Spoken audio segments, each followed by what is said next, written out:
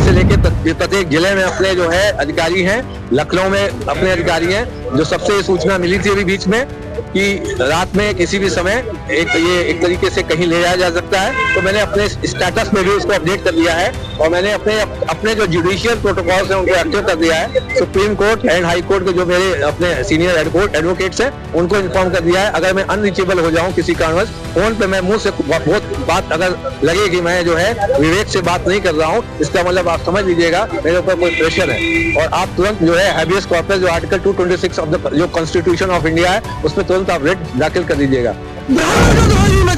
तुम भगवान राम को मानते हो, तुम ब्राह्मण का मान करते हो, तुम्हारा बेड़ा खराब हो जाएगा, तुम किसी लायक नहीं रहोगे। और तानाशाही हिटलर की नहीं चली जिसमें गैस के चैम्बर बना लिए, तुम तो वो बना भी नहीं पाओगे। कानून के खिलाफ है।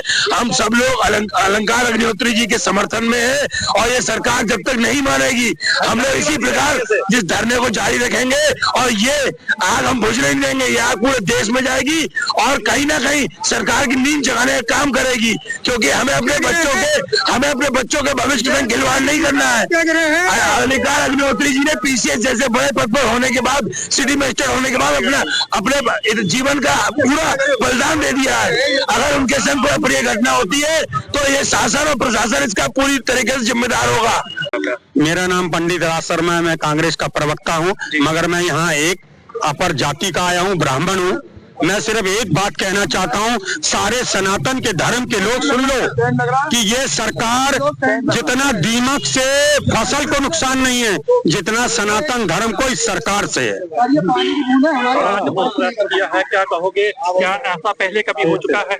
मैं ये कह रहा हूँ ये मंडल पार्ट 2 है।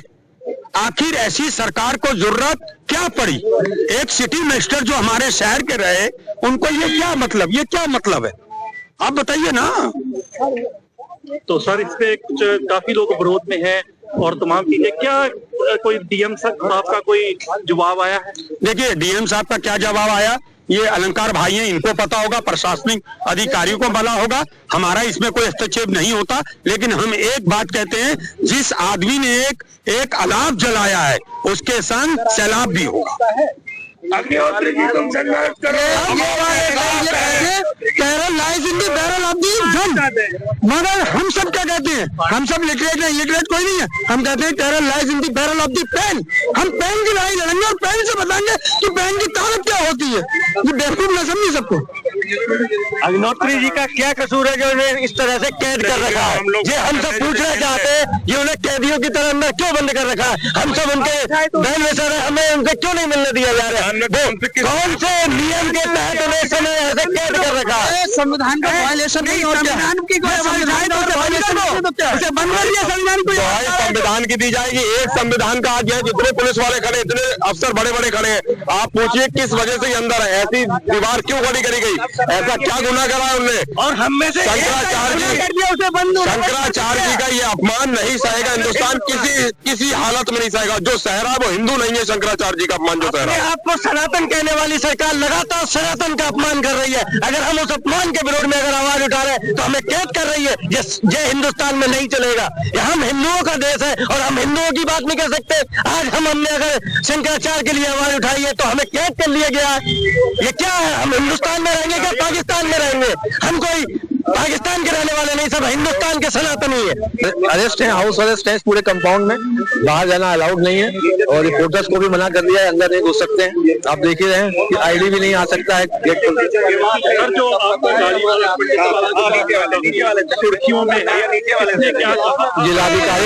जिलाधिकारी महोदय को एक कॉल आया था 7:30 से 7:45 के बीच में बात हो रही थी।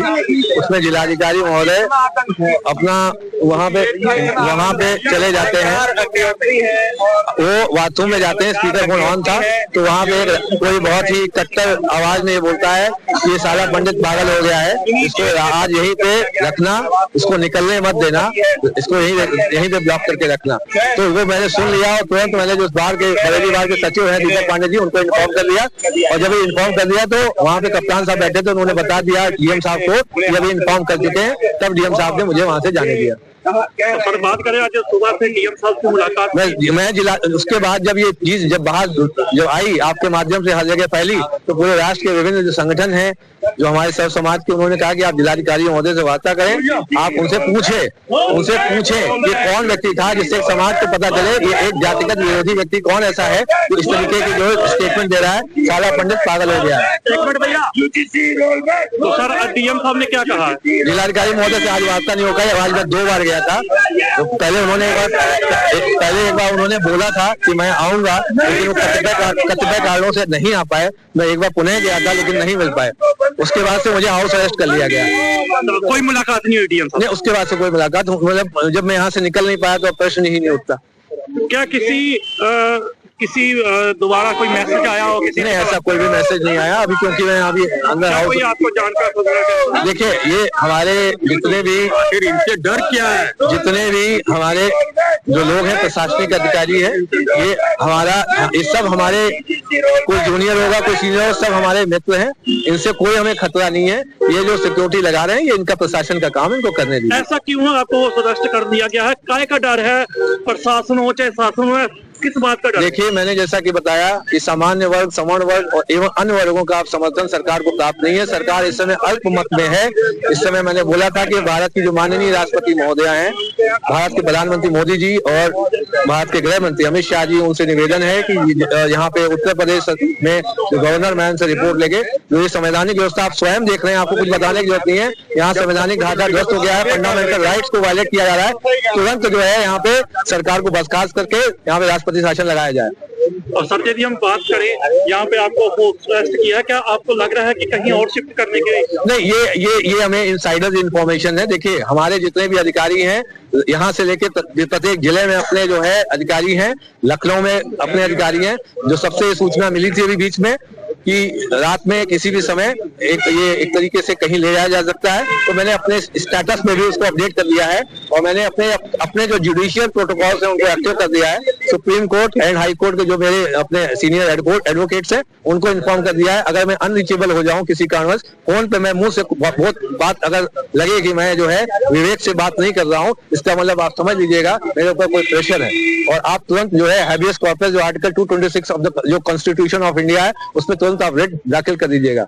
हम सब लोग यहाँ पे सवर्ण जात के सब लोग यहाँ इकट्ठे हैं। शेख दामोदर स्वरूप पार्क में हम सबका आह्वान करते हैं इस देश और प्रदेश की जनता से कि आइए सब लोग अपने अपने घरों से निकलकर इस आंदोलन को एक भव्य रूप, आयोजन का, महायज्ञ का रूप दीजिए। और हमारे समर्थन में, अलंकार अग्निहोत्री जी के समर्थन में, संतों के अपमान के समर्थन में आप सब लोग आके एक होइए और इस बड़े आंदोलन को व्यापक रूप से पूरे देश में फैलाइए, क्योंकि ये काला कानून हमारे आने वाली नस्ल के लिए विनाश का कारण बनेगा। ये लोग समझ नहीं रहे, ऐसी कमरों में बैठने वाले, कि हमारे बच्चों से क्या होगा आगे आने वाले दिनों में।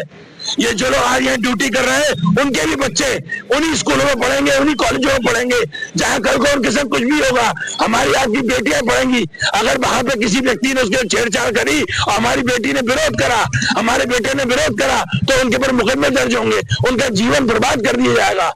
अगर आज हम खुल के एक मंच पे नहीं आएंगे तो आने वाली पीढ़ी हमें धिक्कारेगी। और हम इसीलिए सभी समूहों से मेरा आह्वान है, कृपया सभी लोग अपने घर से निकल के आइए। ये आंदोलन किसी एक व्यक्ति का नहीं है, ये आंदोलन अलंकार अग्निहोत्री का नहीं है, ये सभी सवर्ण समाज का आंदोलन है। मैं किसी पार्टी का नाम नहीं लूंगा, मैं कहूंगा सवर्ण समाज जहाँ पे भी हो, जिस मुकाम पर भी हो, सबको एक होके आना है और पुरजोर विरोध करना है। धन्यवाद। सर, यदि बात करें, यदि सरकार बातों को नहीं मानती तो क्या जहाँ पर चक्का जाम होगा, क्या सीन है? जो हमारा समाज तय करेगा, कानूनी में रह के, कानून के दायरे में रहकर हम वो काम करेंगे, क्योंकि हम लोग पढ़ा लिखे सब लोग हैं और कायदे से ही काम करना है। लेकिन हर दम का विरोध किया जाएगा। जब शंकराचार्य जी के साथ ये हो सकता है तो हमारी आपकी कोई हैसियत नहीं है। और दूसरी बात, सिटी मजिस्ट्रेट साहब, आप समझिए किस ओहदे पे रहने के बाद आज उनकी स्थिति, जरा सी आवाज उठाने के बाद लोकतंत्र में ये काय की जंजीर, काय का जेल बना दिया। ये आप ये समझिए, ये सिटी मजिस्ट्रेट साहब के साथ हो सकता है तो एक आम आदमी की क्या हैसियत है। मच्छर बराबर में नहीं है अगर कोई घर बैठ के सोया हो, सोच रहा हो कि मच्छर बराबर में, जब चाहेंगे कुचल देंगे। आप विरोध करेंगे, आप अगर सच्चाई बोलेंगे तो यही करा जाएगा, जेल में डाले जाएंगे, मारे जाएंगे, बूटों से मारे जाएंगे, पंडितों की चुटिया पकड़ पकड़ के मारा जाएगा। ये स्थिति इतना भयानक रूप हो चुकी है, अब हम लोगों को निकलना चाहिए घर से। और जो आज घर में बैठा वो असली सनातन नहीं है, उसको कोई अधिकार नहीं है सनातनी कहने का अपने आप को। आप देख रहे हैं जहां पर जो पीसीएस अधिकारी है उनको जो है बंद कर दिया गया है, जो है दरवाजा जो है गेट है बंद कर दिया गया है। और लेकिन जब बात करें जो पीसीएस जो अधिकारी है और मजिस्ट्रेट जी है, उनका कहना है सुबह से लेकर शाम तक जो डीएम साहब है उन्होंने मुलाकात नहीं करी। साला पंडित पागल हो गया है, आज यही आप पूछिए, साला पंडित पागल हो गया है। इतनी ग्रहण हम लोगों से इतनी ग्रहण करी जा रही है सरकार में। आप एक चीज ये बताइए, आतंकवादी है तो क्या है? मतलब जो पंडितों को पूजा जाता था शादी ब्याह मरे श्राद्ध में, जिन्हें पंडित हर जगह इस्तेमाल करा जाता है, आज उन्हीं को कहा जा रहा है साला पंडित पागल हो गया है। और जिस दिन पागल हो गया तब क्या होगा ये तो समझो। लेकिन हमें सबको लड़ाई सांप्रदायिक तरीके से लड़नी है, हम कोई हिंसा नहीं चाहते। रामायण की चौपाई ये कहती है ब्रह्मा विष्णु शिव का द्रोह बच जाएगा, ब्राह्मण का द्रोह नहीं बचेगा। तुम फिर भगवान राम को मानते हो, तुम ब्राह्मण का मान करते हो, तुम्हारा बेड़ा खराब हो जाएगा, तुम किसी लायक नहीं रहोगे। और तानाशाही हिटलर की नहीं चली जिसमें गैस के चैम्बर बना लिए, तुम तो वो बना भी नहीं पाओगे, कितने जलाओगे। आप देख रहे हैं लगातार जो है सुबह से लेकर शाम तक अभी तक डीएम साहब ने कोई भी मुलाकात नहीं करी, बल्कि उन्हीं के प्रशासन में रहने वाले और उन्हीं की जगह पे जो है काम करने वाले कल तक वो ज्ञापन लेते थे, आज खुद वो कैद में कर दिए गए हैं। अब देखना ये होगा प्रशासन क्या इनकी मांगों को मानता है। नारविंदर सिंह, खबरें 24 बरेली।